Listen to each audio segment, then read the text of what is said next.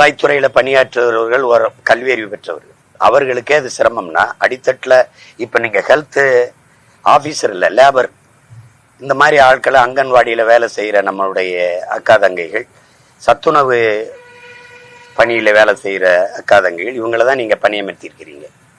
அப்ப அது எப்படி? அது தகுதி வாய்ந்த அதிகாரிகளினுடைய சான்றிதழ் அப்படின்னு சொல்றீங்க. இவர்களெல்லாம் தகுதி வாய்ந்தவர்கள் தானா இந்த பணியை செய்வதற்கு? நீங்க நல்லா யோசிச்சு பாருங்க. இப்ப பாரதிய ஜனதா இந்த எஸ்ஐஆரை கொண்டு வருது, சிறப்பு வாக்காளர் திருத்தத்தை கொண்டு வருது. செயல்படுத்துறது யாரு?